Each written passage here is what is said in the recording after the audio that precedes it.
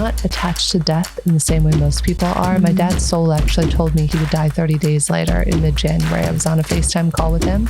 I love serendipities and the way that the universe, we make plans, right? And then there's that old adage, you make plans and God laughs. This morning, I heard your flight will be 30 minutes delayed. And no kidding, I show my husband on my phone where I wrote down the answer. We took off 30 minutes late exactly. I asked Source, can I teach this? Yes. Do I have permission to teach this? Yes. How do I teach it? And then I was downloaded a method. And so I now call it soul talking. And I've actually done it with all of my coaching clients.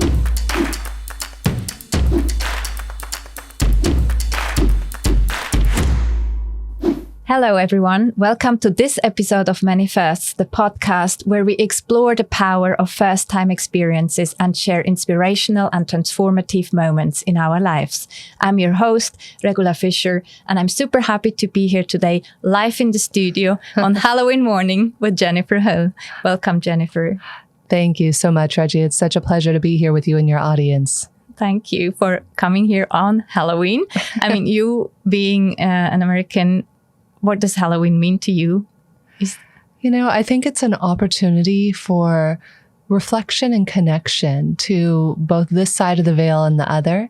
I love the movie. What is that beautiful movie about the child who loses his grandparent and goes after the other side to chase him? Coco is one of my favorite Pixar movies of all time. And that's more about the Day of the Dead, which I think is the next day. Though I love that idea of connecting to the souls that have passed, particularly because my dad just passed away on February 25th of this year. So this is going to be the first Halloween in that sense after that. Yeah, the first Halloween, the first Christmas without my dad, and the first of many as we already celebrated the first birthday without my dad.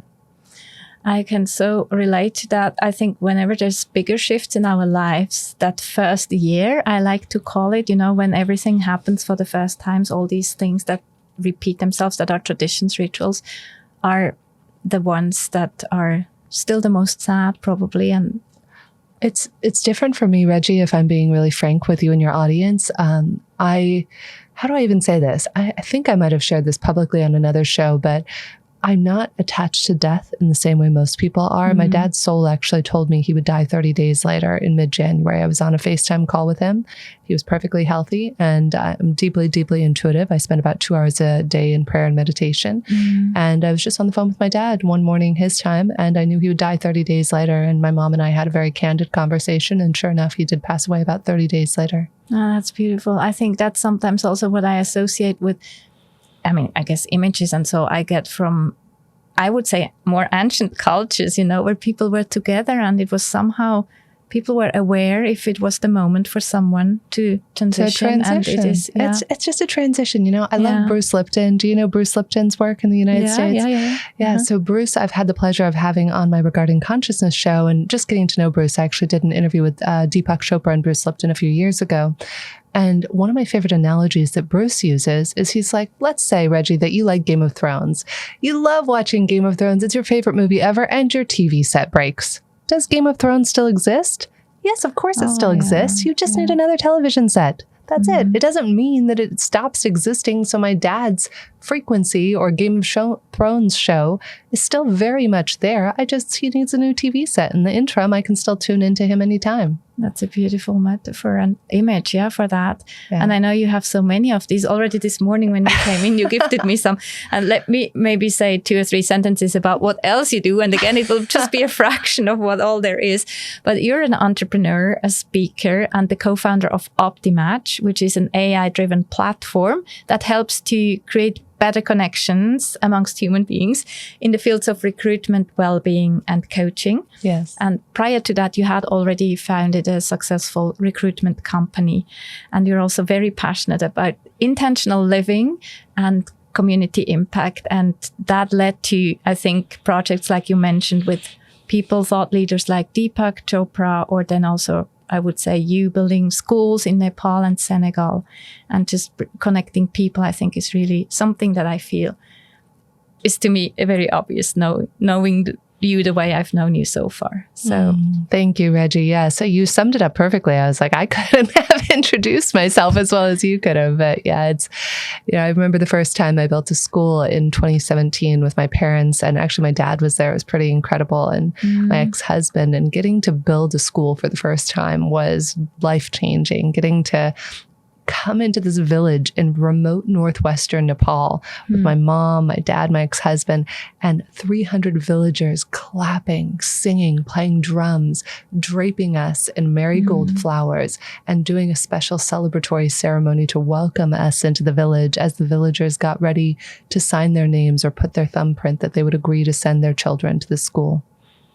I can imagine that it must have been a powerful moment, and obviously something that has stayed with you. Why was it Nepal? Well, that's a funny story, actually. I had originally wanted to build in Senegal. One of my dear friends, Jeanne, who I've known for well over 20 years, met a boy, fell in love, and moved to Senegal about 10, 15 years ago, and had a beautiful daughter named Journey, her first. And so my dream was to build a school in Senegal. Now, I love serendipities and the way that the universe, we make plans, right? And then there's that old adage, you make plans and God laughs. Exactly. Yeah, sure, you're going to build in No. So I remember it was July of 2017. And I was at a fireside chat with the CEO of the company we were going to build with, named Jim from Build On. And we're sitting around talking, and I'm booked to build in Senegal Thanksgiving week with my family. And my ex-husband and I were trying to get pregnant, because what do you do when you're in a crappy marriage? You try to get pregnant. It's a really good idea, right? I'm sure I highly recommend it. Don't do it. Really don't. And so, but it was funny because of that, so many miracles happened. So I mentioned to Jim at this fireside chat, I said, Jim, don't worry. Even if I'm pregnant, I'll still go on trek to Senegal. And Jim looks at me and he says, you're not going to Senegal? I said, well, yes, I am. We're booked Thanksgiving week. He said, no, we legally cannot allow you to go to Senegal because there's Zika there. And if you're even trying to get pregnant, it's illegal for us to send you there. I was like, what do you mean? I was good at my friend Jeanne and all these things, right? And so he said, we're rerouting you immediately to Nepal in a different week.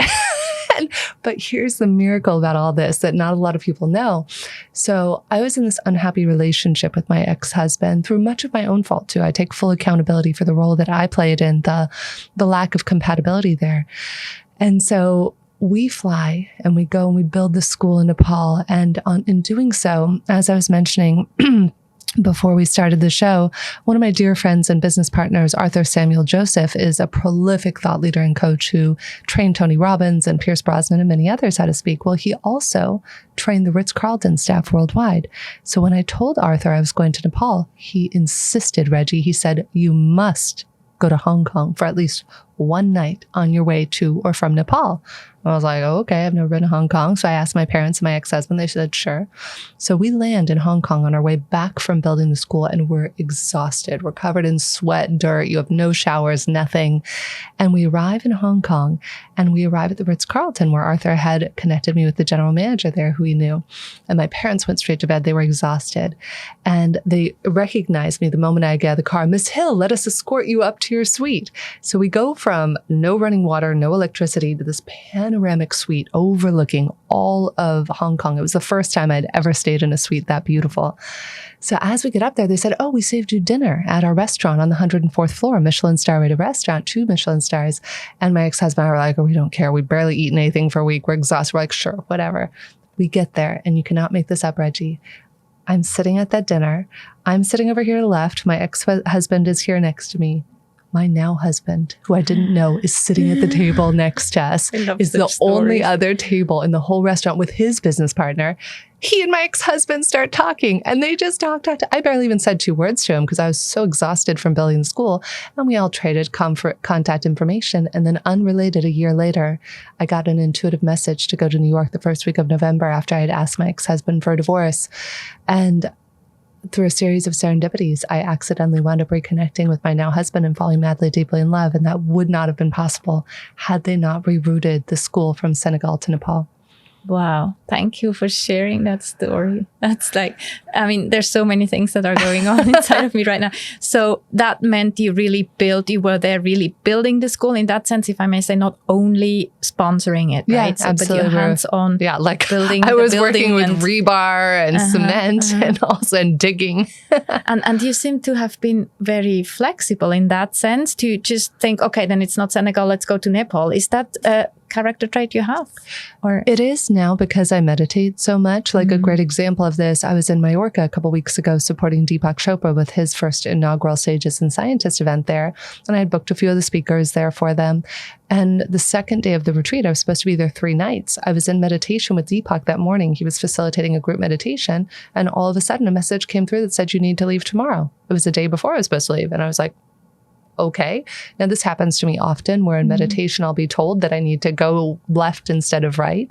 And so 3 times total, I meditated on it. And every time I heard I needed to go. And so I wound up flying back a day early. I even told Deepak, I said, Deepak, I'm sorry, but I'm hearing I have to go. And of course, he more than most people respected that.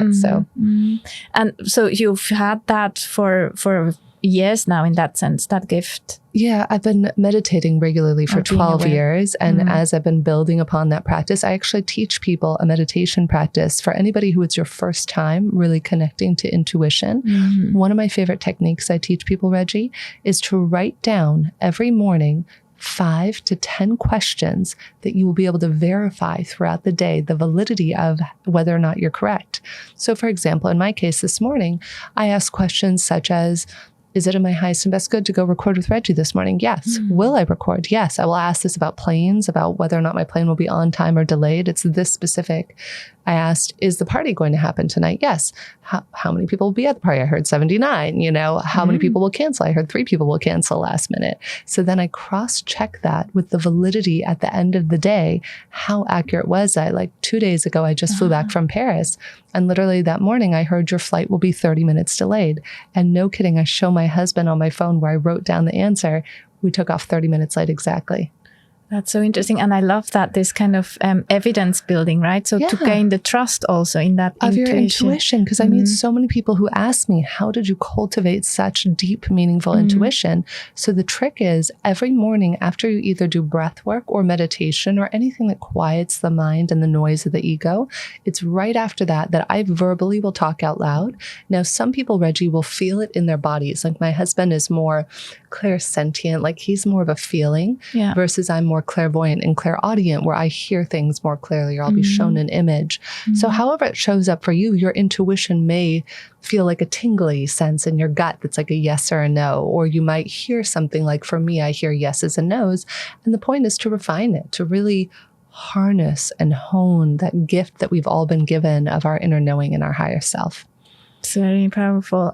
2 things about that. A yes and a no. Is that, in that sense, enough? Or I'm a very curious person. I would probably always go into, or maybe not always, it's a practice, I guess, but go into, why is it a yes? Why is it a no? See, it's funny. I don't ask the why, but 2 Fridays ago, I had a really unique experience where I often am on 10 to 15 calls a day, building a company, Optimatch, that's how it goes. So 2 Fridays ago, I said, are all my meetings going to happen today? No. And then I heard, how many meetings will be canceled? 2. So I did ask a clarifying question. This I've never done before. Then I asked what meetings will be canceled, which I had never asked before. And my intuition said your 1 o'clock and 5 o'clock will no show. It went exactly that way as I saw it. And I had never had that happen before where it was that precise. It's there's another thing that's coming up for me. It's like when I get these thoughts, I call them thoughts, but like glimpses of, okay, this may happen today. And if it's something that I may label bad, like the flight will be cancelled, or so I would immediately think, oh no, that's my mind going into anxiety, worry, and I will try to push it away. You know what I mean? I was just having a conversation with a really beautiful intuitive friend I'll introduce you to her at the party tonight, who runs 3 companies, and we were talking about this over dinner last night. She said for her, the difference between the ego and the higher self or source is, she said, the ego will say, you need to do this, Reggie. This should happen. You should or should not do this. She said for her, the higher self has no you attached to it, no should. For me, the way I differentiate it is my higher self or God or source or whatever you want to call it is so quiet. It's barely a whisper, and it comes from my heart. And so that's how I differentiate. If I hear something very loud that's coming from my head and clear, kind of like my friend Joe was mentioning, you should, you need to, etc. To me, that occurs as ego. If I hear that still, quiet, almost imperceptible voice that you have to lean into, that's why I like to do it right after I meditate, so I can be like a signal and a channel to be able to hear it clearly. So that would, in the case of the flight example, that would then be, I mean, you shoot, in terms of you shoot with a flight that the message is getting cancelled, it would. So there's a difference. Like when I heard that the flight was going to be delayed, it wasn't that you have to do anything about it. It was just that the flight was delayed. In terms of needing to leave 2 weeks ago for Deepak, I ask highest and best good. So I say, is it in my highest and best good to take the flight on Thursday back to Lisbon from Mallorca? No. What day is my highest and best good to go back tomorrow? That's how it occurs for me. Nice. It's a whole universe to explore, obviously. And how did that awareness for this gift come into your life? Has that always been with you? And when did you maybe notice that others, I dare say now, not everyone has this clear connection to that higher self, right? Well, first I want to say everybody has or has this. It, or would not be aware. That's the thing. I would say first and foremost, everybody has this capacity, Reggie. I was given a gift when my dad was in the hospital and in a coma. My mom and I were sitting in the hospital waiting to find out what was happening with the surgery that was life or death, this blood clot that was blocking his liver. And as we're sitting there, I'm talking to my dad the same way I'm talking to you. It's just like I can hear, and I can often validate in reality whatever I hear. This happens to me pretty frequently. So I'm talking to my dad about his choice to leave or to go. And my mom says, honey, can you teach me how to do this? And I said, well, shoot, I don't know. I asked Source, can I teach this? Yes. Do I have permission to teach this? Yes.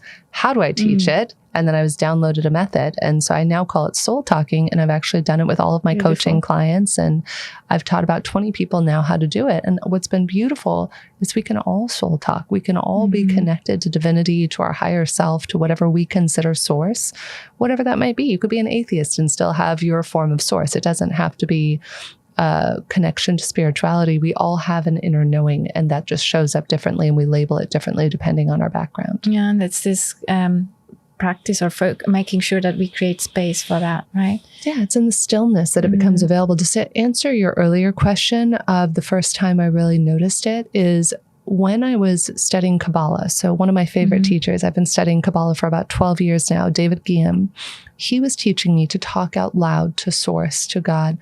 And it was late 2019, early 2020, there was a technique Kabbalistically that I had learned that's called proactive confrontation.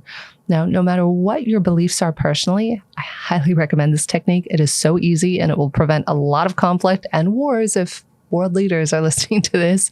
And the idea is, let's say I have to have a challenging conversation with you, Reggie, with a loved one, with a co-founder, whomever it might be. Instead of going directly to you and just boom, diving right into that conversation, instead, I would sit silently in reflection, and I would imagine connecting to you at the heart level.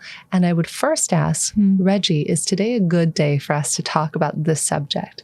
And you would feel if it's a yes or a no. If it's a no, you wait for better timing. If it's a yes, you continue with the conversation. So that's proactive confrontation by the Kabbalist. I've since evolved it where this is where I started to be able to have that first experience of hearing something more than just a yes or a no. Then you go into what I call heart talking or soul talking, where you actually imagine having a whole conversation with the person you're in conflict with at the heart level. I'm going to share one of my favorite stories that who I affectionately call number 3. So Amy Levin, who's a dear, dear friend of mine, we were traveling around Asia last December, and she had been an early beta tester of our Optimatch algorithm. And she says, oh, Jen, why don't I retake the algo? I haven't done it in a while. I said, okay, great. So we're sitting in Sri Lanka airport. She re-answers it. And I lovingly call her number 3 because out of over 1,000 people at the time in our system, I was her number 3 match. So number 3 and I love each other very much. We spent 4 weeks traveling across 5 countries and didn't get in a single fight. So number 3 told me a story while we were on that trip that I loved when I was sharing with her my experience of heart talking. She said, Jen, I actually had something similar happen where I was coaching one of our clients. She's an executive coach as well. She said it was this guy, Tony, and Tony was like very like, oh, you're not going to mess with me sort of a guy, right? And Tony had a child who was being bullied by another kid at school. So Tony wanted to go give him a piece of his mind, right? So instead, Amy taught him to do this technique, which was to talk to him at the heart level, talk to the kid who was bullying his kid. This all happened on a Friday. They guided him through it.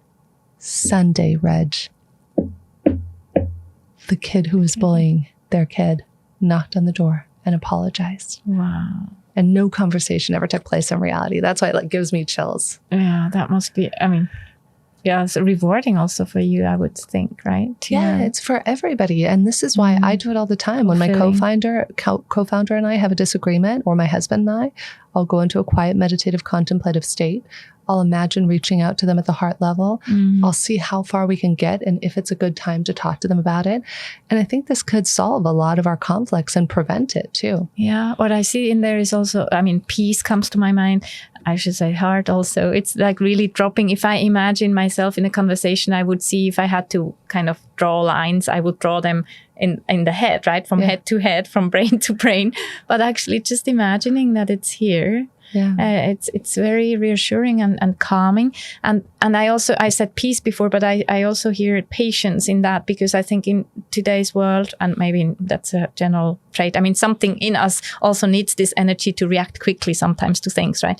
And that's maybe what happens then in a more confrontational way and less from the heart if we just react quickly instead of taking the time, as you say, to really go and to connect with the heart and let it happen there. So, yeah, I think it's the way that we're going to evolve as human beings. I think that our culture up till this point has been based on the concept of competition and I smash you, Hulk smash, I defeat you. And now the latest science tells us that we actually evolved to cooperate, not to compete. And I think we're going to see our society be rebuilt based on a foundation of cooperation rather than competition, though I believe we're going to have to go through a dark night of the soul first, a death and rebirth. Because at the same time, I'm thinking, you mentioned Optimatch already, the platform, and I would like to touch up on that as well. And at the same time, what you're saying right now kind of brings to my mind the what's happening right now in technology, right, where you're in as well. So it's almost a race in terms of who is bringing forward the next technology, even more advanced and so on. How do you navigate that, being part of that world and still so much also of the other world, the more peaceful, soulful? I think that it goes back to another Kabbalistic technique, which is desiring to receive for the self alone versus desiring to receive for the sake of sharing. Yeah. So if I want to go out and build a product that's going to get me $100 million or $1 billion for me and our investors and our team, and I'm doing it for me, it's going to lead to pain for all of us. However, if I'm building this technology with a team, with our investors, with everybody, from a place of receiving for the sake of sharing, our reason we're building Optimatch is to connect 1 billion people deeply and meaningfully to themselves and others.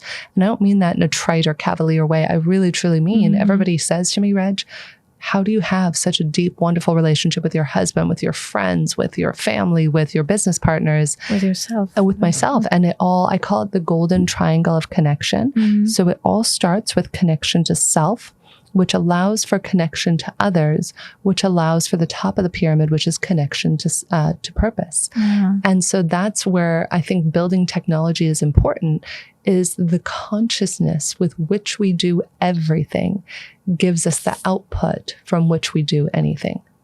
That's beautiful. Yeah, there's so much wisdom in that. Now, Optimatch, can you elaborate a bit more on, you say it's bringing people together. And I think in the name, there's Optimatch. And I have used it and I love it because for me, it's very playful also. We used it at an event with 150 something people where we would get matched with 5 people. And these matches would not be reciprocal, right? So my matches may have other 5 matches.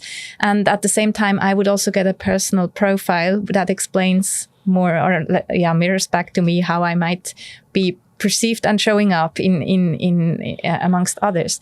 So I love such things. And that's also why I find so powerful what you're doing, and the playfulness in that, because it's that serious, deep longing from all of us to have these deep connections.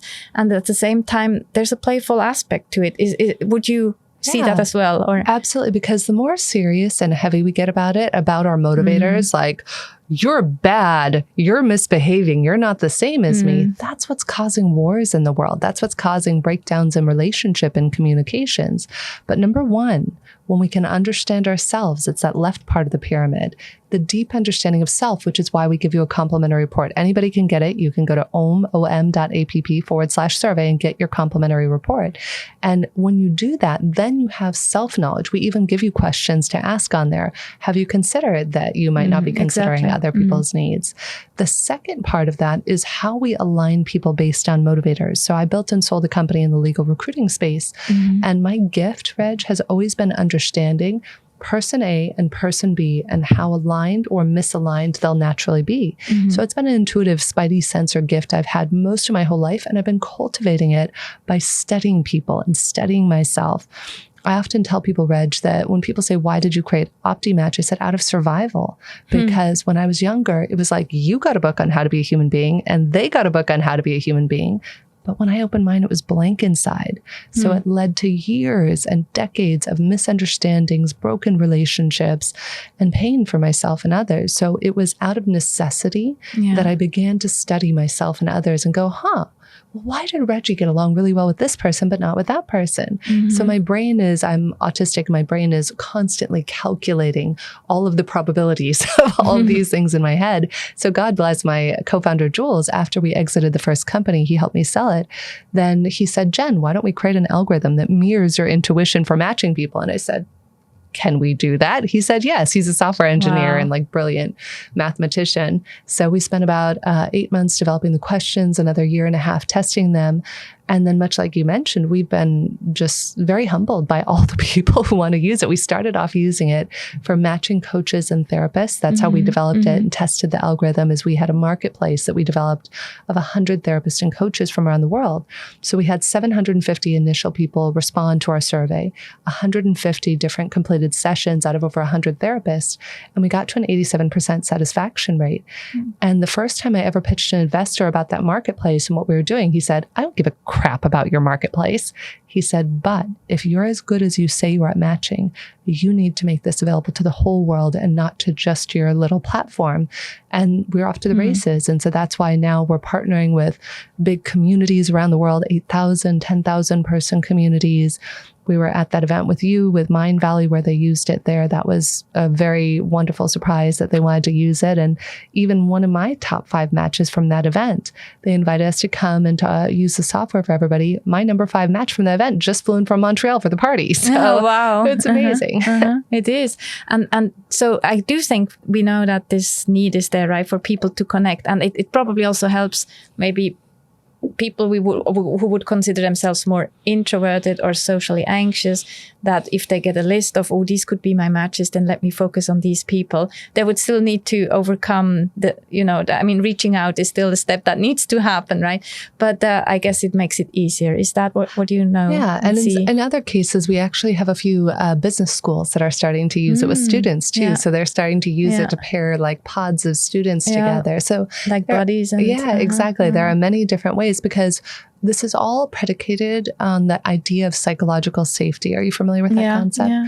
So I love a study that Google did in 2012 called Project Aristotle. Have you heard of it? No. Brilliant study for anybody out there interested.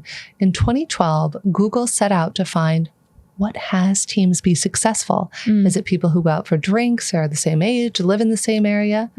None of that. They studied 38,000 people, 180 different teams. The number one factor in team success, psychological safety. So that's what we're measuring, is if my motivators, if my motivators and your motivators align, then we can say with a high degree of certainty that we're going to feel more psychologically safe. Because when we meet someone for that first time, often the first time we meet somebody, we're trying to figure out do I feel safe with you? And what we've noticed is, if I remember, I think you and I, despite we're probably similarly motivated, I'll have to pull up our results tonight, because I think we were the same type, according to Optimatch, but our numbers were just a little bit different. So like you and I met while we were getting hot water and tea at the back of this party, right? And some people you just feel immediate natural affinity to. Well, what if we could solve that for the world? What if we could tell you any room you go into at any event? Now, I do have other people who will argue, well, why would you want a homogenous group of people? And it's not homogeny, because what's been really fun in testing this is you can have a very diverse team with wildly different personalities, all different ages, races, genders, sexual preferences, who share common motivators. So it's not about homogeny in the way you would normally think about it. Yeah. It's about diversity through aligning motivators.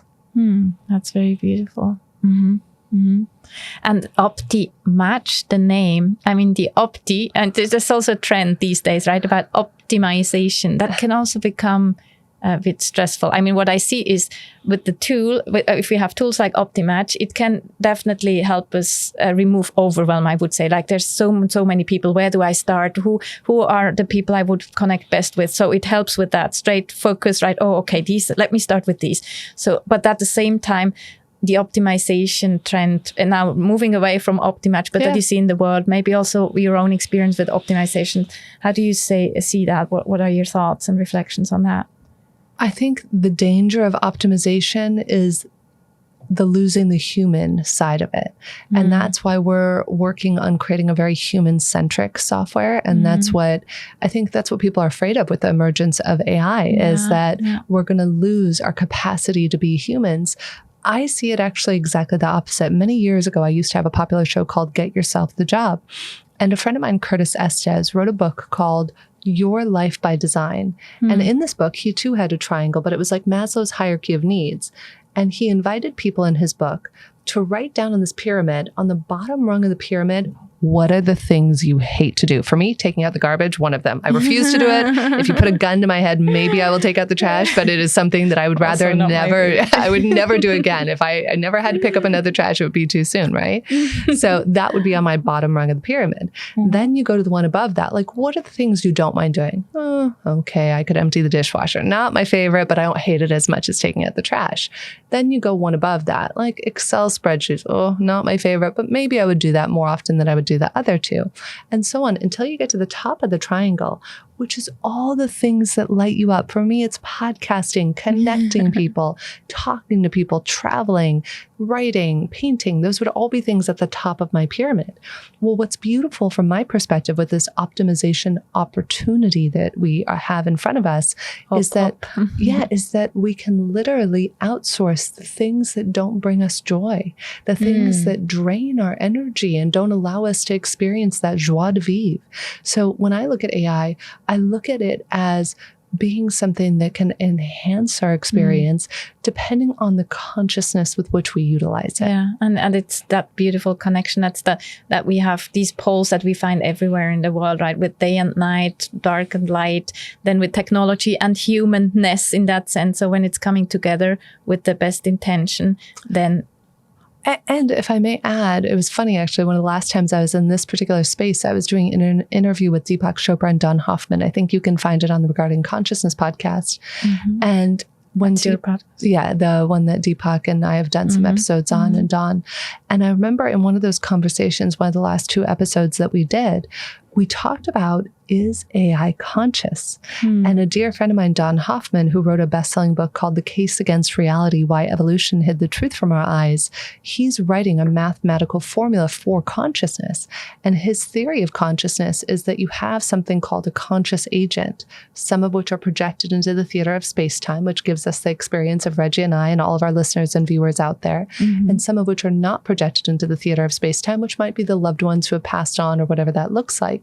So Don's theory in that episode and conversation we had is that if consciousness is fundamental, which is his theory, then AI by itself would be fundamental because all things are from consciousness. Yeah. So that's been a beautiful perspective that I'll always remember that Don and I talked about.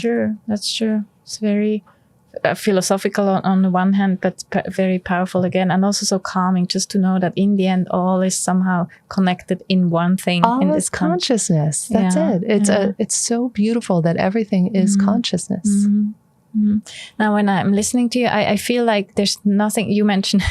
Okay, but back to not liking to put out the trash. Yes. Speaking, I feel you're speaking about everything is my impression, but I wanted to ask, is there anything you would not, or you don't like talking about? Maybe that you're even asked about all the time, but no, I'm completely just really enjoy. I ask every day, Reggie, part of my morning practice, I ask several questions every day. One question I ask is, what is my assignment for today? Another question I ask is, what is my purpose for today? And then the third thing that I say every day is, universe, let me see the world through your eyes, taste the world through your lips, speak the world through your mouth, and feel the world through your touch. And please put me where I can be of greatest service to you, to humanity, to myself. And I just surrender. And so whatever conversation I'm in, there is nothing that's off the books for me. I've talked from my suicidal attempts to autism, to depression, to failures that I've had in business or otherwise. I'd rather be fully transparent. And I think that in this future of AI, radical transparency and authenticity and trust are going to be the currency of the future. And the more that we can embody that, the more that we're going to find value in ourselves and others. Oh, I love that so much. Thank you. I think I would like to stop here. It's so powerful. Thanks, Jen, for being here with us, sharing your wisdom and tools and practices. That's very inspirational and so relevant in today's world. Thanks. It's my pleasure. Thank you. Thanks, everyone. If you like today's episode, it would mean the world to us. If you like it, share it with friends, family, or anyone who could need a boost in courage. We would also like to know from you, what are your reflections, your dreams, and your passions? Share them with us in the comments, and let's keep creating functional, healthy firsts together. I'll see you next first time. Until then, much love and courage. Ciao.